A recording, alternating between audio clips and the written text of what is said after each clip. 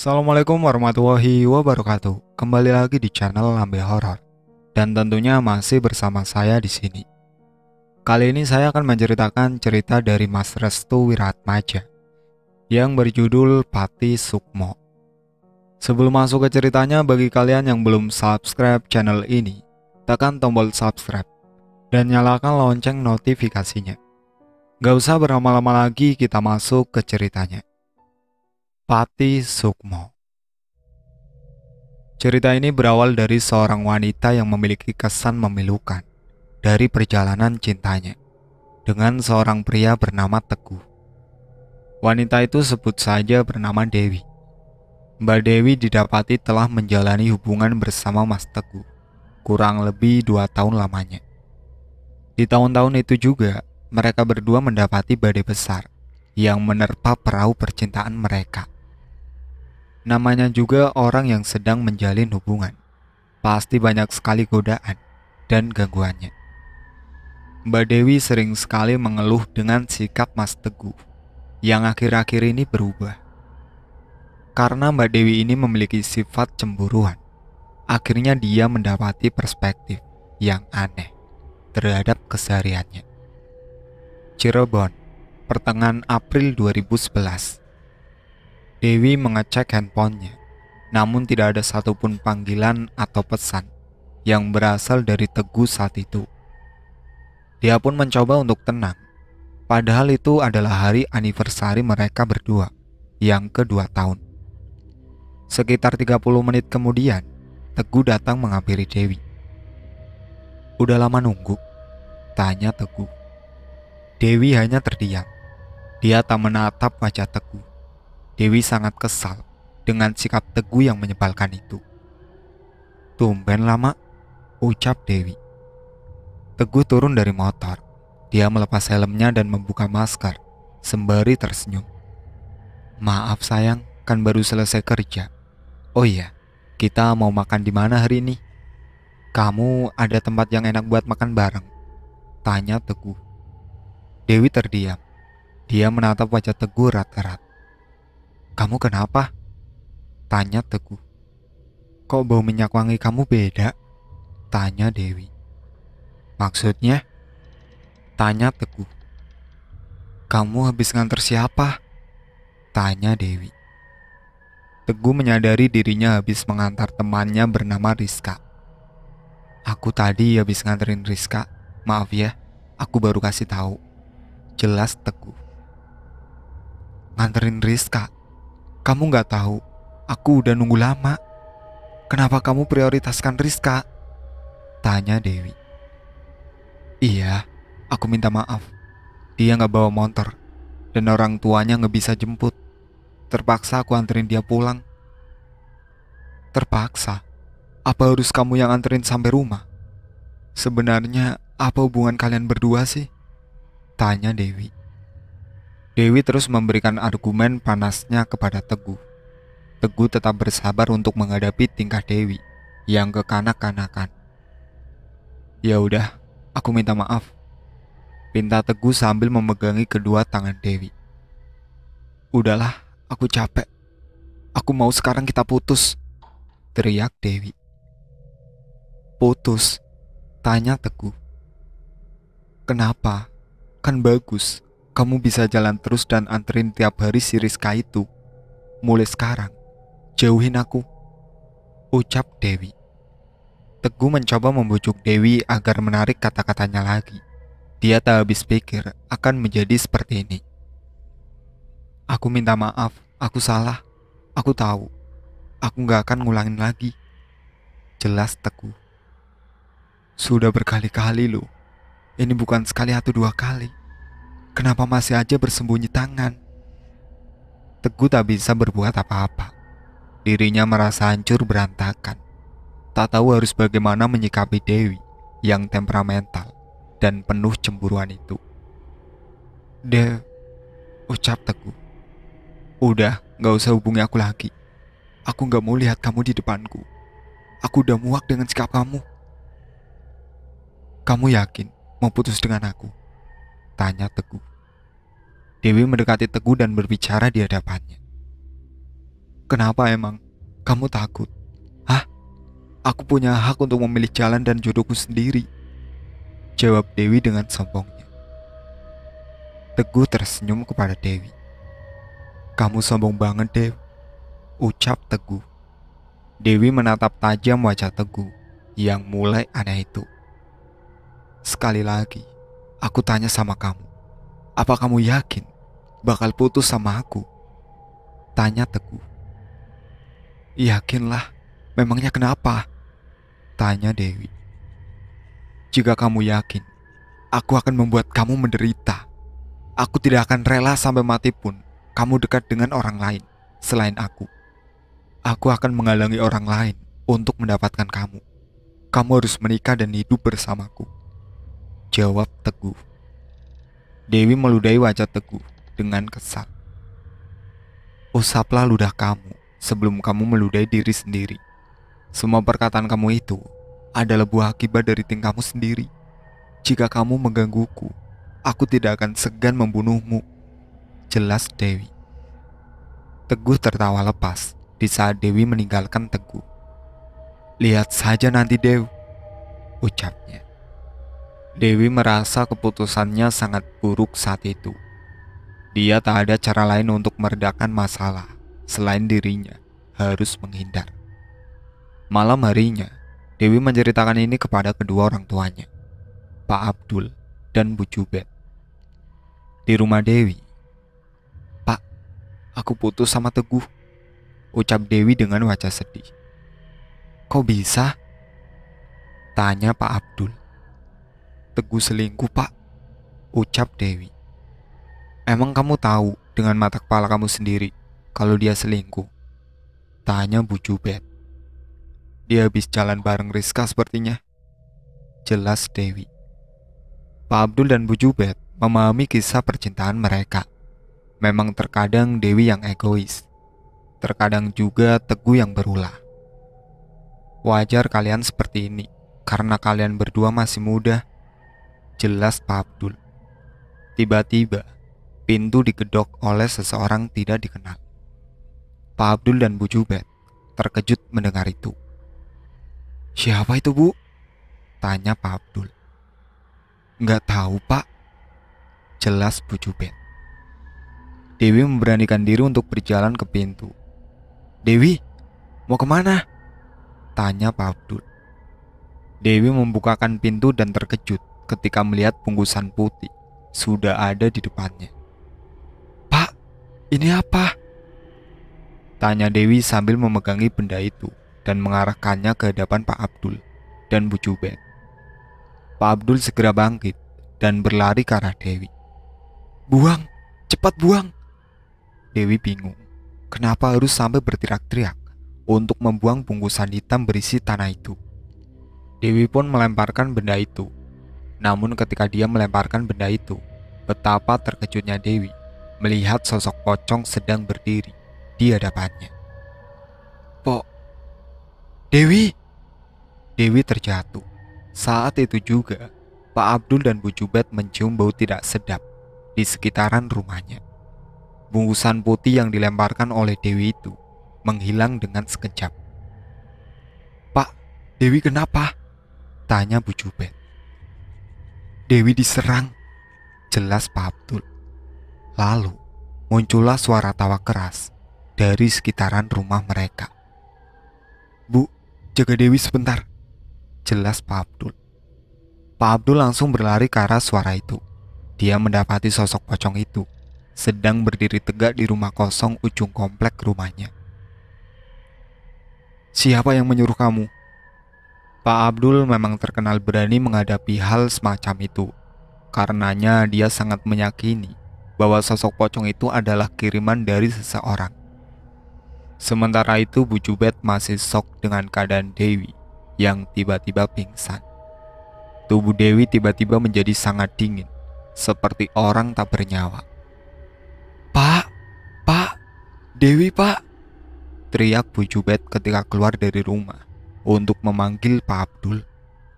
Pak Abdul segera kembali ke rumah. Warga yang mendengar teriakan itu langsung keluar dari rumahnya masing-masing. Mereka penasaran apa yang sedang terjadi dengan Dewi. Tubuh Dewi masih terbujur kaku di lantai. Pak Abdul segera membawanya ke sofa. "Ada apa, Pak?" tanya warga. Pak Abdul hanya terdiam. Bu Jubed merasa khawatir dengan keadaan Dewi. "Pak, gimana dengan keadaan Dewi?" tanya Bu Jubed. Pak Abdul masih terdiam. Dia menatap ke arah Bu Jubed. "Ibu tahu rumah Teguh di mana?" tanya Pak Abdul. "Nggak tahu, Pak. Ada apa emangnya?" tanya Bu Jubed. "Ini pasti ada hubungannya dengan Teguh. Sukma Dewi diikat," jelas Pak Abdul. "Diikat? Pati Sukmo?" tanya warga. "Apa itu Pati Sukmo?" tanya Pak Abdul. "Pati Sukmo adalah keadaan di mana Sukma tidak berada di dalam jasad. Dia disembunyikan di suatu tempat. Bisa jadi di tempat yang tidak diketahui oleh kita semua," jelas salah seorang warga. "Lalu gimana ini, Pak? Apa ada cara untuk menyelamatkan Dewi?" tanya Bu Jubed. "Mengenai itu, aku kenal salah satu ustadz yang mampu untuk melepaskannya. Namun biasanya jika sudah seperti ini, akan sulit juga," jelas orang itu. "Maksudnya?" tanya Pak Abdul. "Dewi bisa mati terbunuh," jelas warga. Pak Abdul langsung mendekati warga itu dan mencengkram kerah bajunya. "Apa maksudnya?" tanya Pak Abdul. "Orang yang sukmanya telah diikat harus diputuskan. Kalau tidak, dia akan disiksa oleh orang yang mengikat Sukma Dewi," jelas warga. "Sialan, si Teguh brengsek itu." Pak Abdul pun meminta warga untuk menunjukkan kepada ustadz yang dimaksud, guna untuk menyelamatkan Dewi. Akhirnya para warga pun menunjukkan kepada Ustadz Sarif. Dia adalah salah satu ustadz yang dipercaya bisa menghilangkan gangguan jin atau semacamnya. Tengah hari di rumah Pak Abdul. Ustadz Sarif mendatangi rumah Pak Abdul. Namun sekilas dia hanya berdiri di depan pintu. "Mangga Pak, masuk," pinta Bu Jubed. "Bu, tolong minggir dulu. Yang lain juga gak minggir. Anak ibu sedang dikelilingi oleh banyak jin," jelas Sarif. Pak Abdul, Pak Jubed, serta para warga lainnya mundur minggir dari dekat Dewi. Ustadz Sarif membaca sebuah ayat dan kemudian dia menengadahkan tangannya ke atas langit. "Amin." Sesudah itu, Ustadz Sarif menuju ke tempat Dewi. Dia meminta kursi untuk duduk di dekatnya. Dewi sedang diikat sukmanya, dan yang mengikat adalah mantan pacarnya sendiri. Setiap orang yang sukmanya diikat, maka dia tidak sadar terhadap dirinya sendiri, jelas Ustadz Sarif. "Lalu bagaimana cara menyelamatkannya?" tanya Pak Abdul. "Mantannya ini mengirimkan banyak sosok untuk menjaga Dewi agar tidak disentuh oleh orang lain. Karenanya, saya mengusir para makhluk itu.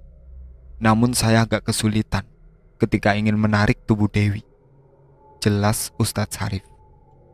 "Kenapa memangnya Ustadz?" tanya Bu Jubed. "Dewi belum sadar. Kita harus mendoakannya, membacakan Al-Quran untuknya, agar Dewi terbangun," ucap Ustadz Sarif. Akhirnya, Pak Abdul dan Bu Jubed meminta para warga agar membantunya dengan membaca Al-Quran tepat di jam 1 pagi itu. Para warga pun mengerti akan maksud permintaan dari Pak Abdul dan Bu Jubed. Sedangkan Ustadz Sarif sendiri meminta izin untuk sholat 2 rakaat agar dia juga bisa menarik Dewi yang masih terikat. Pernyataan Dewi ketika sukmanya diikat oleh Teguh. Dewi melihat seluruh ruangan gelap. Dia tak bisa bergerak karena seluruh tubuhnya terikat. Kedua tangannya diikat rantai dan gembok. Kedua kakinya dipasung, serta mulutnya diikat oleh kain. Dewi hanya bisa menangis. Lalu datanglah seseorang dengan tubuh dan suara yang sangat familiar di telinga Dewi. "Dewi, ini aku," ucap orang itu. Dewi tak bisa mengucapkan satu kalimat pun untuk menjawab perkataan orang asing itu. Semakin orang itu mendekati Dewi, tubuh Dewi semakin sakit. Hingga akhirnya, ketika orang itu membuka penutup kepalanya dan memperlihatkan wajah busuknya ke hadapan Dewi, Dewi sangat terkejut melihat pemandangan itu. Orang itu membukakan kain di mulut Dewi dan membiarkan Dewi berbicara. "Bajingan, apa mau kamu? Ini di mana?" Orang itu adalah Teguh. Teguh memasuki alam bawah sadar Dewi dan berniat untuk menyiksanya. "Kamu berada di suatu tempat yang tidak ada satupun orang untuk masuk ke dalamnya. Sekarang kita hanya berdua, tak ada orang lain, dan hanya kita yang mampu menghabiskan waktu bersama." "Kamu gila. Jadi, sosok pocong itu adalah kiriman kamu? Dasar iblis. Mau-maunya kamu bersekutu dengan makhluk terkutuk agar bisa menyiksaku sampai seperti ini," jelas Dewi. Teguh menampar pipi Dewi dengan keras. "Jaga mulut kamu, Dewi. Aku begini karena kamu. Aku sayang sama kamu. Aku cinta sama kamu. Tapi kenapa harus seperti ini jadinya?" teriak Teguh. "Aku tak pernah sekalipun mencintai manusia yang bersekutu dengan iblis. Bahkan untuk menatap wajahnya pun, aku merasa muak. Bajingan. Cih." Dewi meludahi wajah Teguh dan membuat Teguh kembali menyiksa Dewi. Saking kejamnya penyiksaan itu, Dewi menilai bahwa hidupnya akan berakhir. Setiap kali Teguh datang, dia menyiksa Dewi hingga tubuhnya tak kuat lagi menahan siksaan. Dewi merasa dia telah berhari-hari berada di tempat itu. Namun dalam kehidupan nyata, Dewi berada di alam nyata hanya 1 hari penuh. Pembacaan Al-Quran itu terus menggema di rumah Dewi. Ustadz Syarif mencoba untuk menarik Dewi kembali dari terkaman Teguh. "Pak Ustadz, apa belum selesai?" tanya Pak Abdul. "Beri aku waktu sebentar lagi. Aku telah menemukan Dewi. Namun di sana ada seseorang yang sedang menyiksanya habis-habisan," jelas Ustadz Syarif. "Siapa, Pak?" tanya Pak Abdul. "Entahlah, aku yakin itu orang terdekat Dewi. Apakah Bapak tahu siapa dia?" tanya Ustadz Syarif. "Itu Teguh. Dia adalah mantan Dewi," jelas Pak Abdul. Ustadz Syarif kembali fokus. Ia mulai tenang, menenggelami alam bawah sadar Dewi. Semakin dalam, Ustadz Syarif mendengar suara teriakan dan tangisan. "Ah, cukup," pinta Dewi. "Kamu selalu mencurigaiku. Aku mencintaimu. Tapi kenapa kamu terus berprasangka buruk kepadaku?" tanya Teguh. "Aku benci kamu. Aku benci kamu telah mengkhianati waktuku," teriak Dewi. Sabetan demi sabetan mengarahkan ke tubuh Dewi. Dalam dunia nyatanya, orang-orang di sekitaran Dewi terkejut melihat banyak luka. "Astagfirullah, Bu Jubed!" teriakan salah satu ibu-ibu yang membacakan Al-Quran di sisi Dewi. "Kenapa, Bu?" tanya Bu Jubed. "Tubuh Dewi penuh luka sabet," jawab ibu itu. "Astagfirullah. Nak, bangun nak, bangun. Pak, Dewi pak," teriak Bu Jubed. "Kenapa Dewi, Bu?" Pak Abdul langsung menuju ke tempat Dewi dan mendapati Dewi penuh luka sabet. "Innalillahi. Nak, bangun nak. Kamu harus lawan dia. Kamu jangan lama-lama di sana," tangis Pak Abdul. Ustadz Syarif terus mencari lokasi Dewi. Dia tak henti-hentinya mengucapkan kalimat thayyibah di mulutnya. Hingga akhirnya Ustadz Syarif menemukan Teguh dan Dewi. "Hentikan!" teriak Ustadz Syarif. Teguh menoleh ke arah belakang. Dia terkejut ketika ada manusia yang mampu menemukan lokasi penyiksaan Dewi. "Kamu siapa?" teriak Teguh. Ustadz Sarif mendekati Teguh, namun belum selangkah ia maju. Beberapa sosok menghalanginya. "Nak, percayalah, kamu telah berada di dalam jalan yang sesat," ucap Ustadz Sarif. "Biarkan aku sesat. Aku buta karena cinta. Aku benci pengkhianatan," jelas Teguh. "Kamu hanya membenci keadaan dan dirimu sendiri. Kamu lupa siapa orang dirimu sendiri. Kamu telah kehilangan dirimu yang sebenarnya. Apa kamu yakin tindakanmu ini benar?" tanya Ustadz Sarif. Teguh menunduk lesu. Sosok-sosok di hadapannya masih berdiri tegak untuk melindungi Teguh dari gangguan Ustadz Sarif. "Sekarang, kembalikan Dewi dan kembalilah ke jalan Allah. Allah masih membukakan pintu taubat untukmu," jelas Ustadz Sarif. "Pintu taubat? Aku tidak butuh taubat. Aku hanya butuh Dewi terus berada di sisiku." "Astagfirullah. Kamu ustadz yang dikirim oleh bapaknya Dewi kan? Kemarilah. Mari kita uji kekuatan. Aku tak takut," teriak Teguh. "Astagfirullah. Sesungguhnya orang yang melampaui batas adalah orang-orang yang merugi," jelas Ustadz Sarif.